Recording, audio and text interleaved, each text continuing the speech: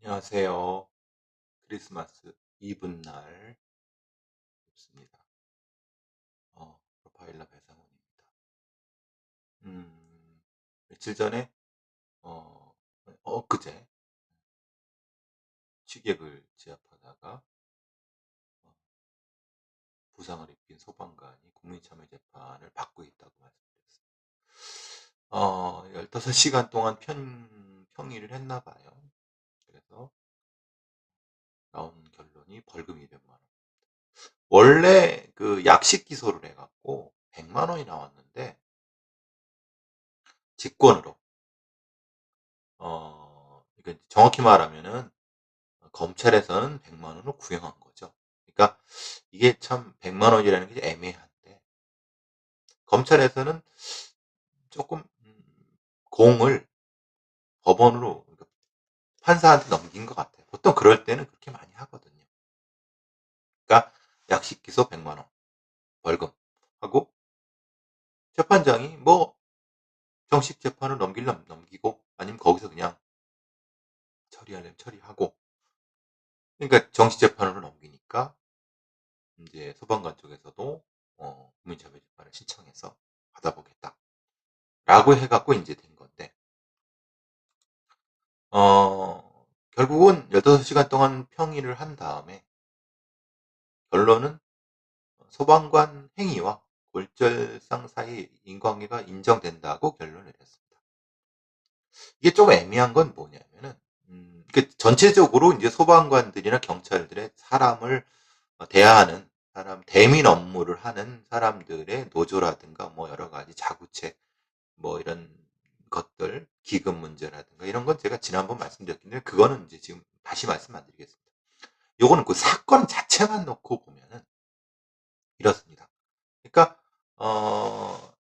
원래 이 사람이 그 심장 혈관 조영술을 받고 2번이나 받아 갖고 당일날 심장 통증으로 호소해 갖고 119를 불러 갖고 1 시간 거리에 전북대병원을 이송을 요청했어요. 근데 지금 그 소방관하고 그 이제 소방관하고 구급대원들이 심전도 검사, 혈압 맥박 검사를 했 여러 개 측정했는데 그 이상이 없는 거예요. 여기서 인제 문제가 되는 거죠. 본인은 심장이 아픈데 바이탈 수치 자체가 정상으로 나오니까 그러니까 자각 증상은 있는 거예요.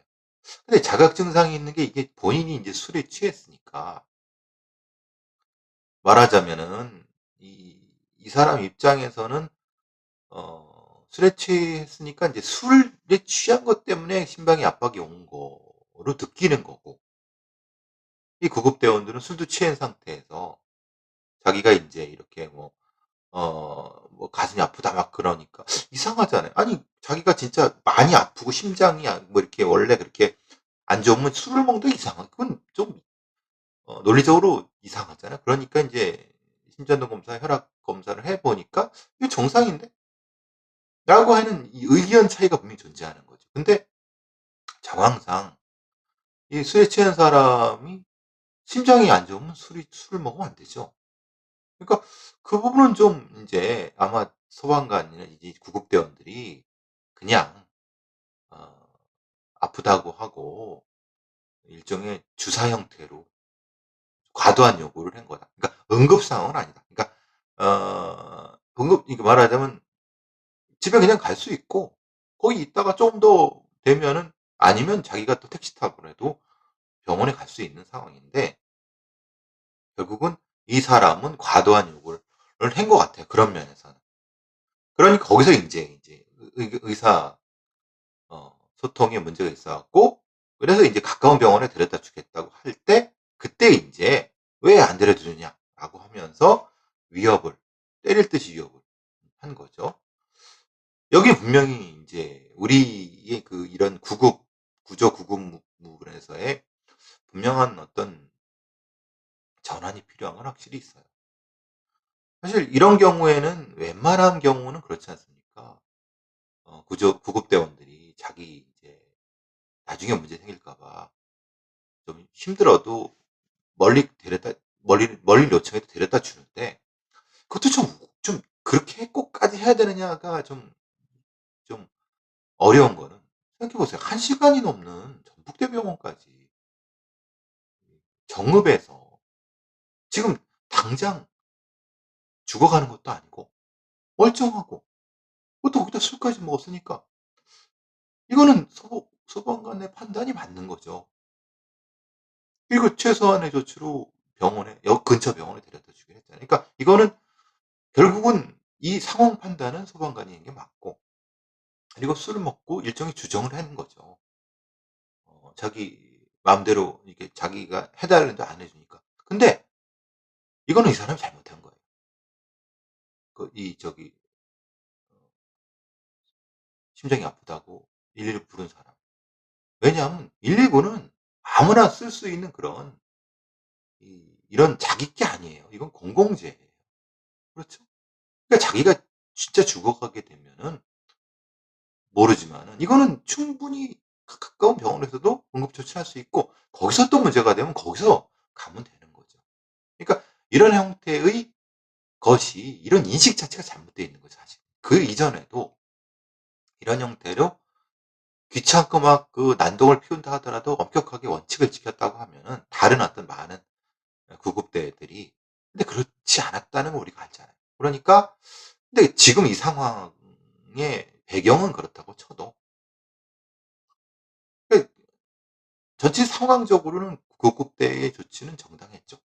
근데 그다음이 문제예요. 그다음이 위협하자 지금 소방관이 아마도 이 사람을 근처에 화물차 적재함 쪽으로 밀쳤나 봐요. 그러니까 뭐 때릴 듯이 하니까 당연히 어 여자 구급대원도 있고 그러니까 상당히 그렇게 하면 당연히 남자인 상태에서는 당연히 힘을 써야 되는 게 맞죠. 이 지금 위험한 상황이 될 수 있으니까. 근데 거기서 인제 논란이 되는 건 뭐냐면, 검사는 이렇게 얘기하는 거예요. 그 소방관이 B 씨의 뒤쪽으로 가서 두 손으로 목을 감싸고 넘어뜨리고 그리고 했다. 그리고 인제 이 발목이 부러진 어머니라는 사람이 같이 있었나 봐요. 소방관이 아들의 발목을 쳤다라고 진술하는 거예요. 이게 여기서 인제 좀 이게 이런 거죠. 이 사람이 뭐 무술을 배웠는지 어찌는 모르겠지만은 이제 막 난동을 부리니까 제압하려고 우리가 보통 인제 유도하는 사람들이 발목치기를 해 갖고 넘어뜨리는 경우가 종종 있죠. 그러니까 그 행위가 실제로는 인제 소방관의 검사의 판단으로는 방어를 넘어서는 행위 아니냐. 또 하나, 바디캠 영상이 있었나 봐요. 요즘은 소방관도 바디캠이 있어요. 근데 소방관이 B 씨를 올라타고 16초 정도 눌렀다고 해요. 그럼 이건 왜 그러느냐.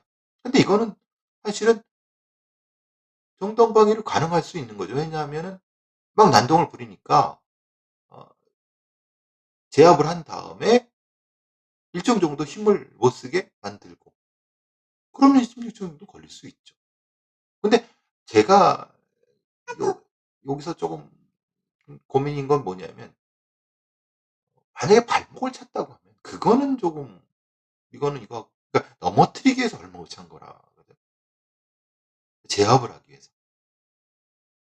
그러니까 전체적으로 소방관이 어떤 행동을 했는지는 알겠어요. 근데 그 행동이 다른 대안이 없는 상태에서 어쩔 수 없이 한 행동이냐라고 하면 정쟁방인데, 이거는 다른 대안, 말하자면은 밀치고 저쪽으로 그냥 뿌리쳐 갖고 저쪽으로 가게 할 정도도 충분했는데, 그렇지 않고 쓰러뜨려서 뭘 했다. 이러면 조금 이건 정당방위 영역에서는 좀 벗어나지 않냐. 우리나라의 현재의 법 적용 관례에 따르면, 판례에 따르면 그런 거죠. 근데 물론 소방관의 변호인은 그런 얘기를 해죠.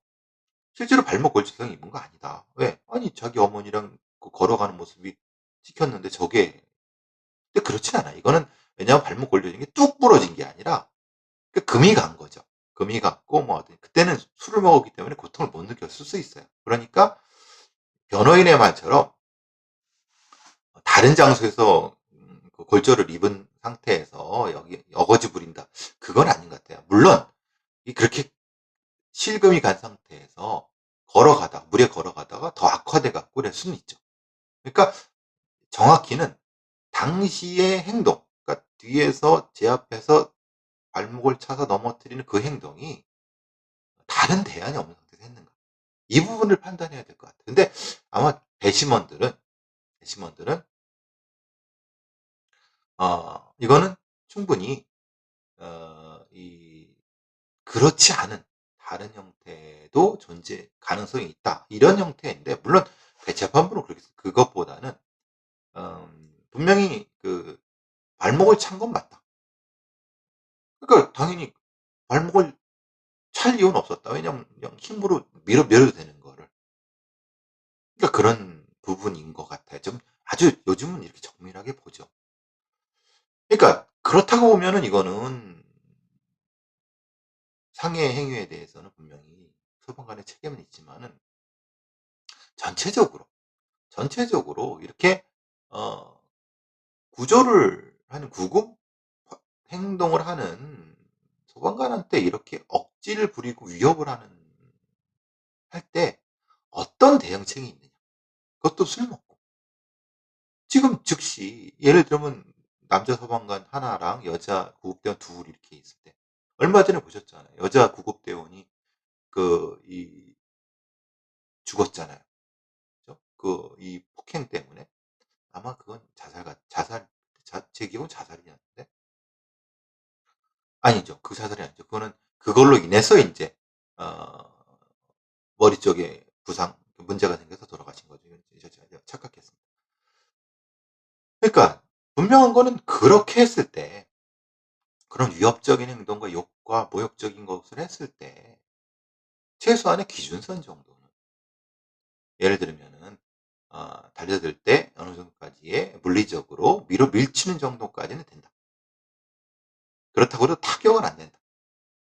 아니면 저 바로 즉시 경찰을 뭐 근데 경찰은 요청하기 참 애매하잖아요. 뭐 오는데도 5-6분 걸리는데 그때 막 공격하면 어떻게 돼요. 이런 부분에 대한 이거는 사실은 전체적으로 구급대 이용에 대한 시민 의식이라든가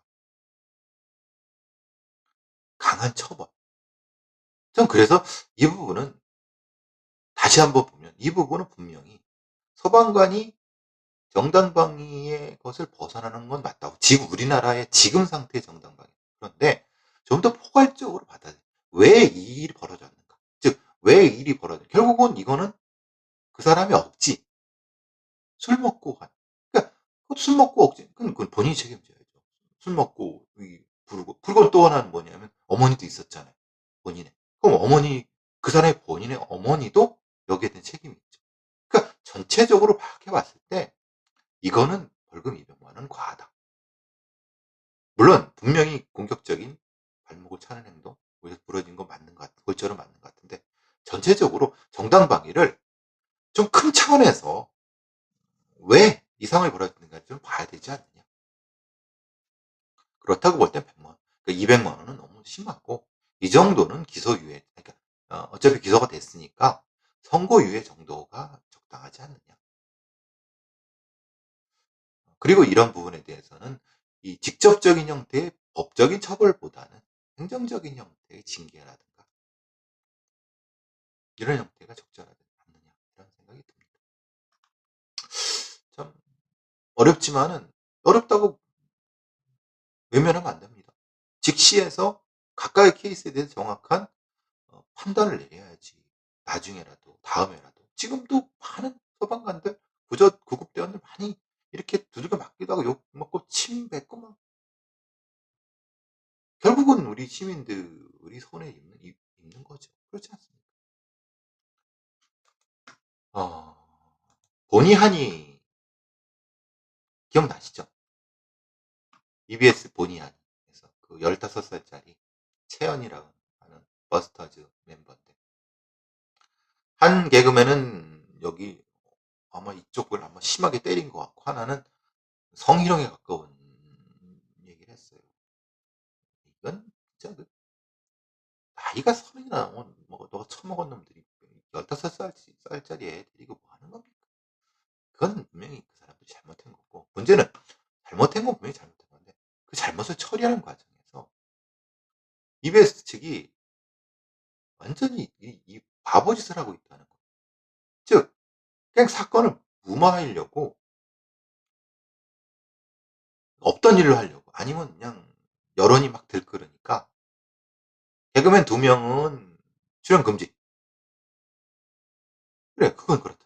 근데 인제 뭐 하니 얘는 이렇게 되다가 일자리를 잃었어요. 그러니까 보통 우리가 인제 이 직장 내에서나 아니면 어떤 뭐 일자리 같은 데서도 이런 성추행 문제라든가 아니면 이런 어떤 뭐 폭행 문제라든가 이런 문제를 노동 조건 문제 이런 것들을 제기하면 제일 쉽게 처리하는 게 사업주 측에서는 뭡니까? "에 그만둬." 아무리 그 사람이 피해자라 하더라도 보통 그렇게 처리하죠. 지금 EBS에 똑같은 겁니다. 똑같은 그냥 프로그램 폐지, 프로그램에서 하차, 딴 사람 쓰면 돼. 쓰는 거예요. 이거는 프로그램 중단했어요.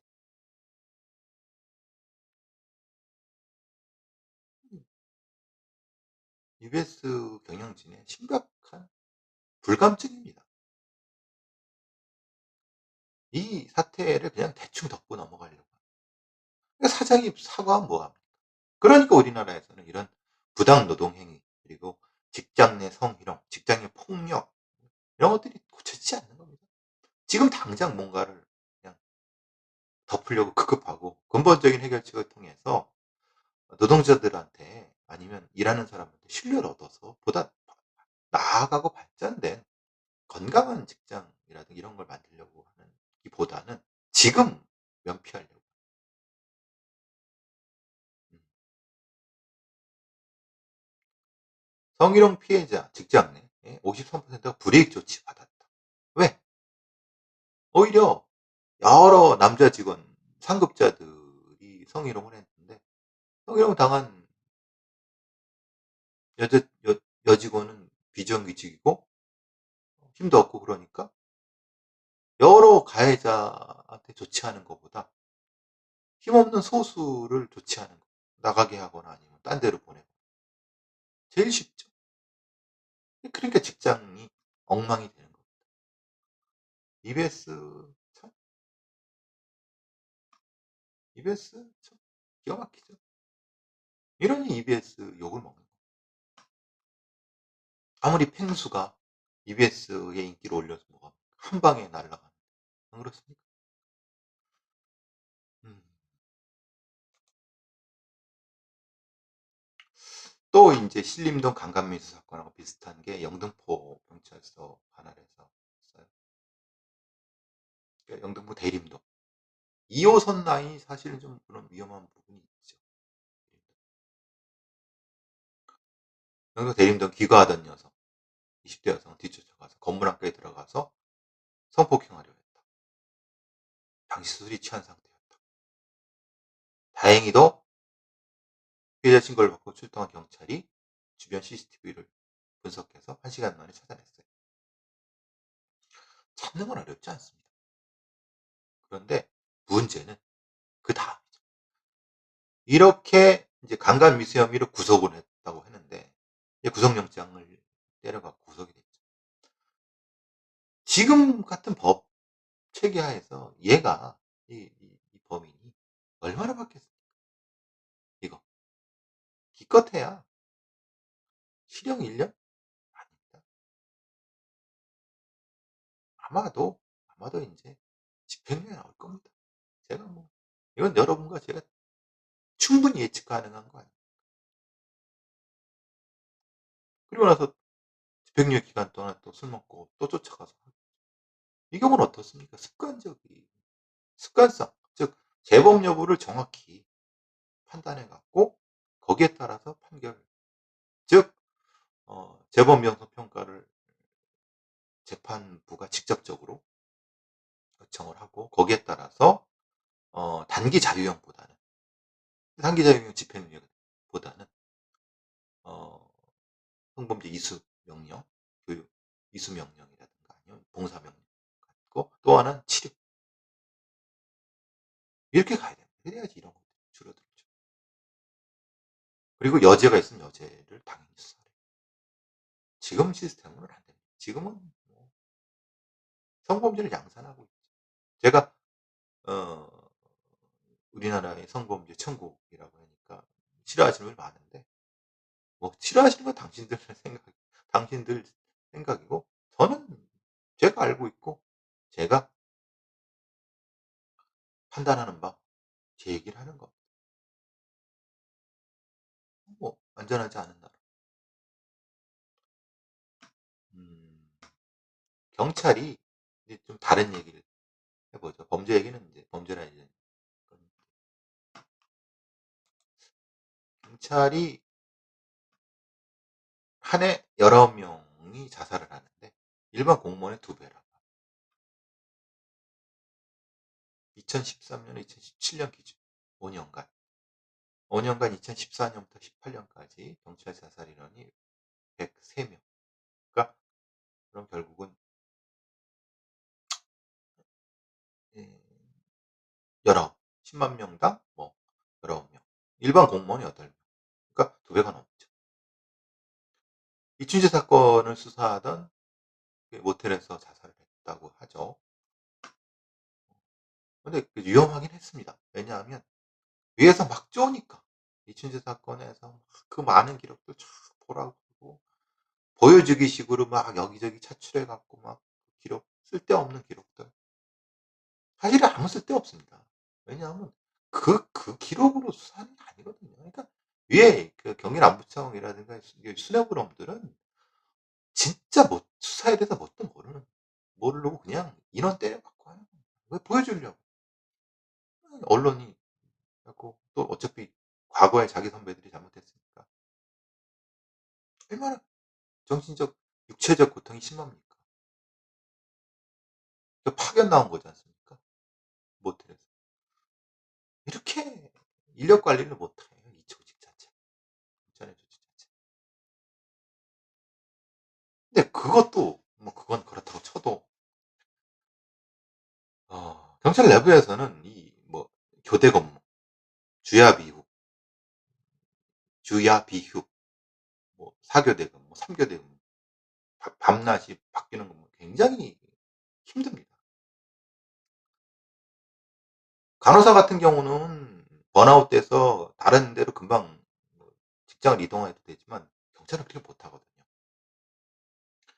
그래서 2014 년부터 아시다시피 경찰 트라우마 센터 마음 동행 센터라고 하죠. 여기는 정규직이 없습니다. 다 계약제죠. 근데 이 마음 동행 센터를 이용한 경찰 공무원과 의경, 해경 등 5,537 명입니다. 지난해에 비해서 2 배. 작년에 2,895 명입니다. 12만 명 중에서 딸랑 5천 명 정도밖에 이용하지 않았습니다. 이용 못 하죠. 거기에 잘못 갔다가 승진에 그리고 뒷방 뒷 뒷담화 대상이 되니까. 어 특히 형사들이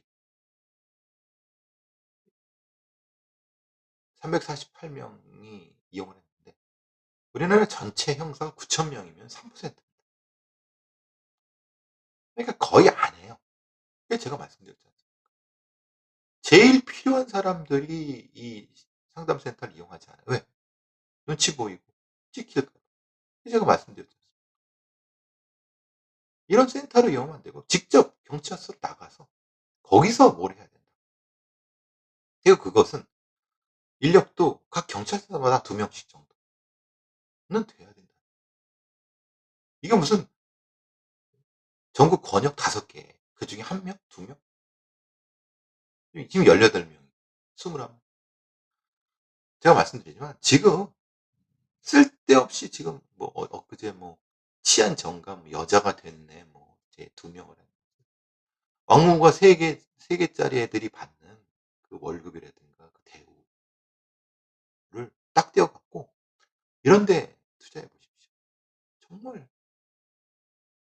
죽어가는 힘드는 우리 경찰들 도움이 되는데 높은 놈들 지들 자리. 목 힘들고 배 땡땡 뛰면서 전용차 끌고 해는데 별로 없이 그지 같은 것들 대우해 주느라고.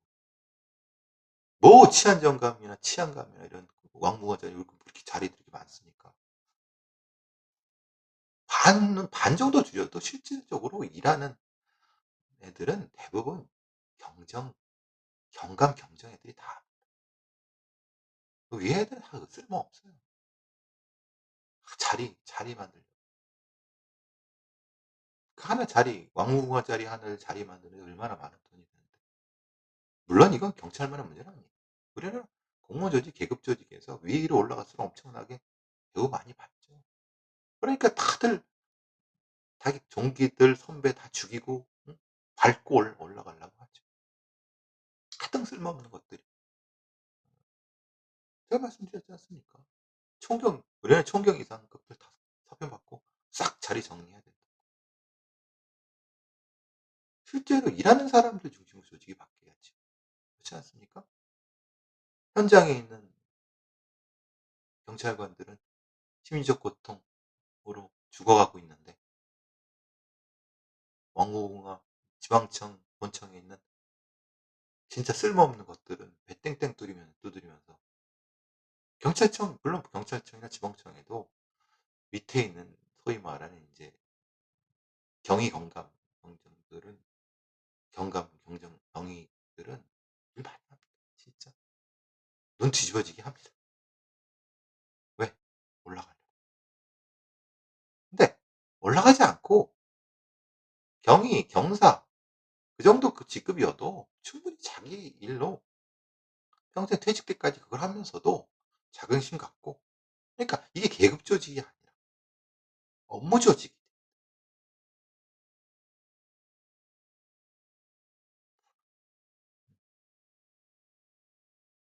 참 바뀌기 어렵죠.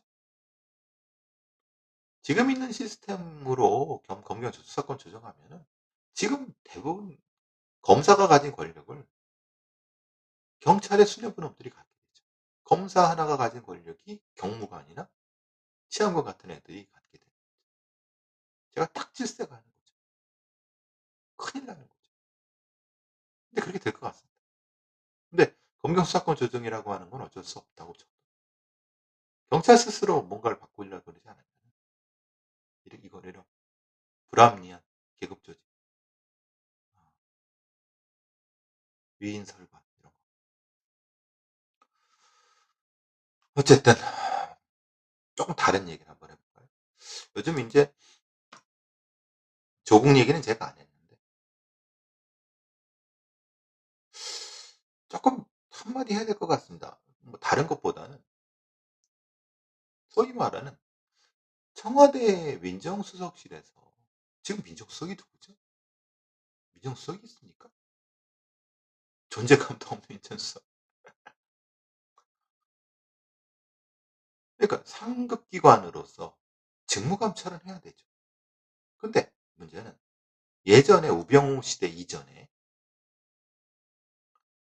막강한 검찰권을 동원해 갖고 거기에다가 경찰의 정보권과 경보 경찰을 동원해서 아주 군대처럼 일사불란하게 촥 되는 그런 지금 안 되죠. 왜냐하면 파견검사도 없애고 경찰 정보 경찰로부터 많이 그것도 분리된 부분이니까.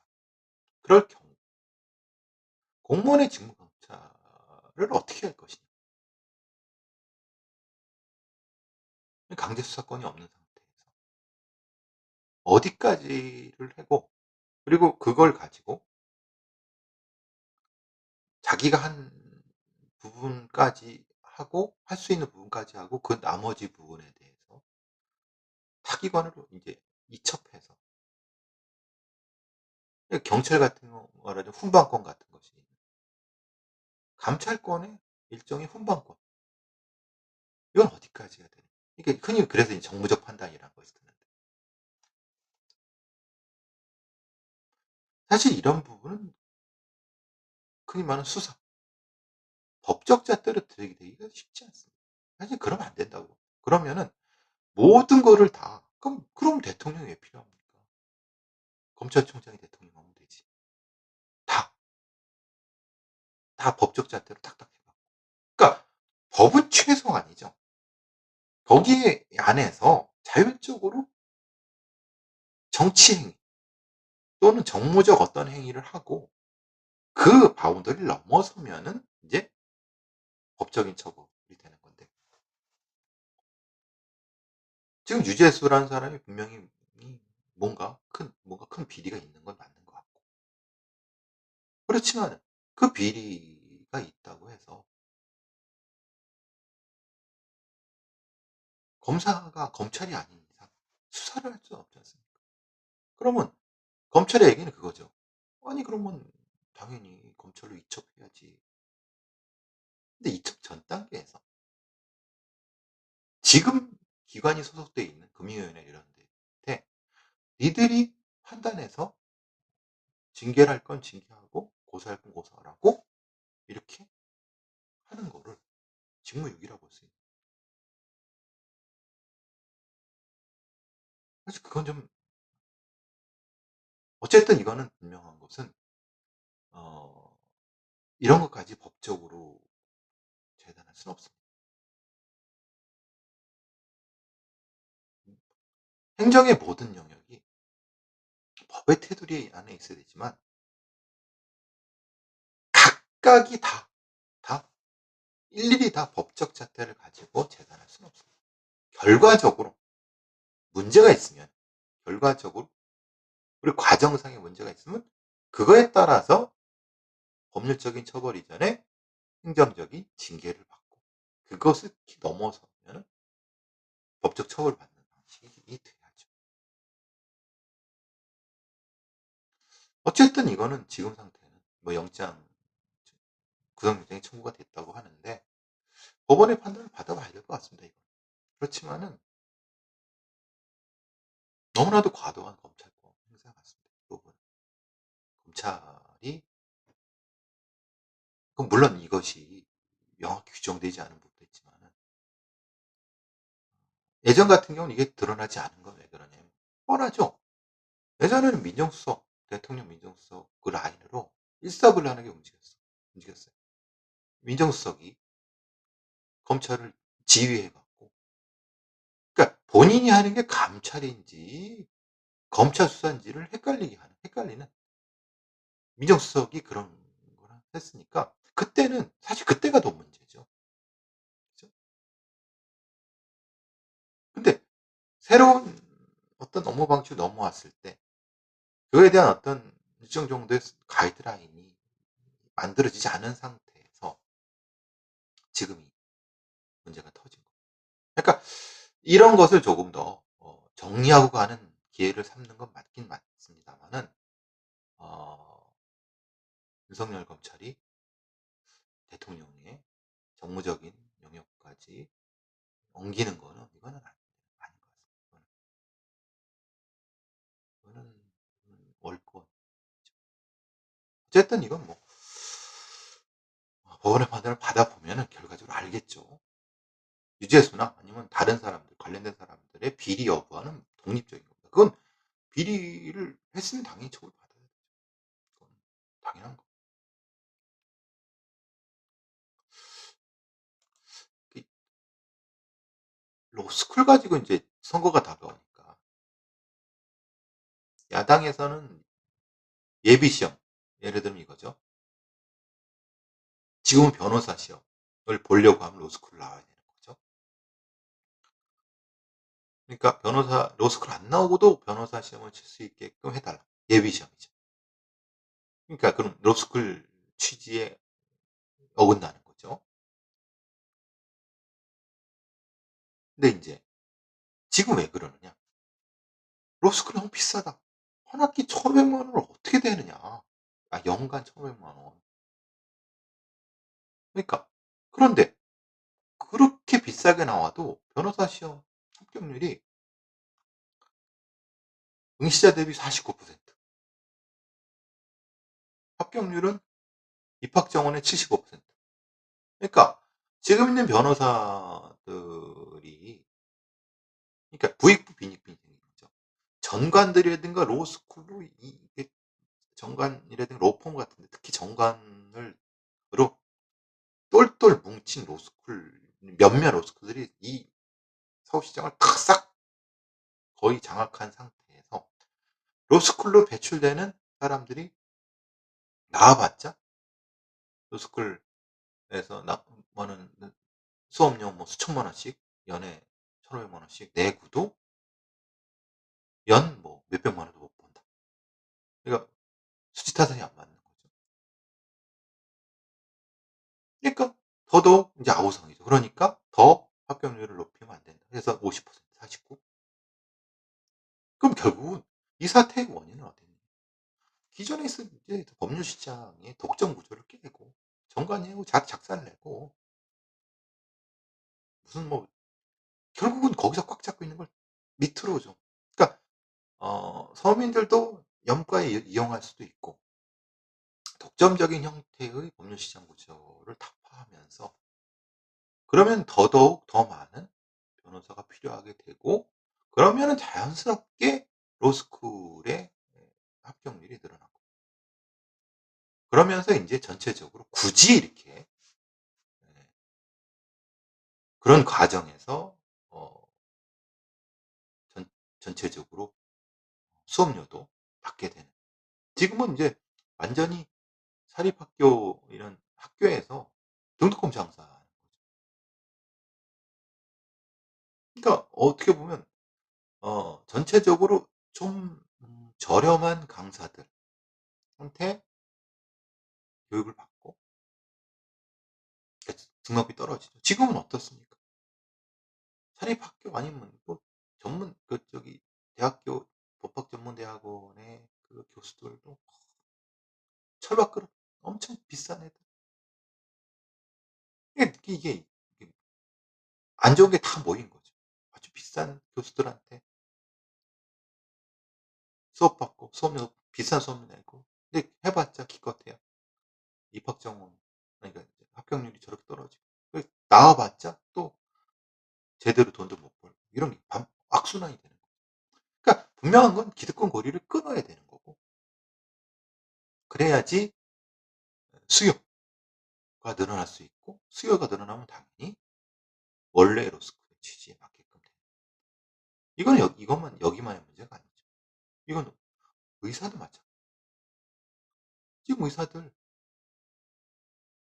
의사 배출 시스템이라든가 의사 시험, 의사들의 독점적인 구조를 깨고 진짜 그 바람직한 의료 시스템이 되려고 하면 아주 길이 멀죠.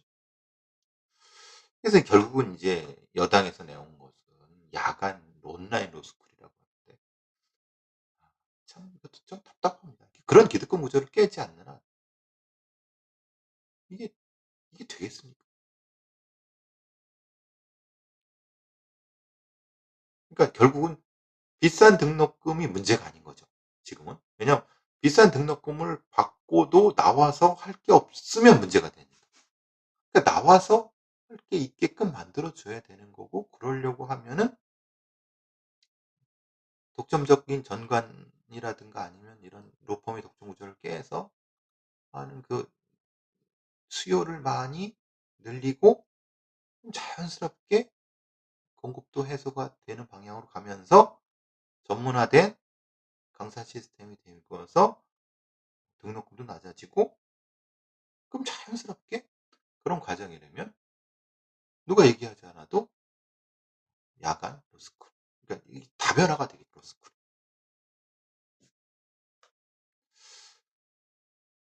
결국은 제가 늘 말씀드리지만 이런 우리 사회에 만연한 기득권 구조를 어떻게 깨느냐. 지금도 지금 보는데 국회 방송에 필리버스터 한다고 지금 저러고 있어요. 저런 기득권을 가진 집단들이 마치 자기가 대단히 무슨 민주투사인 기가 막히죠. 자 오늘 여기까지 하겠습니다.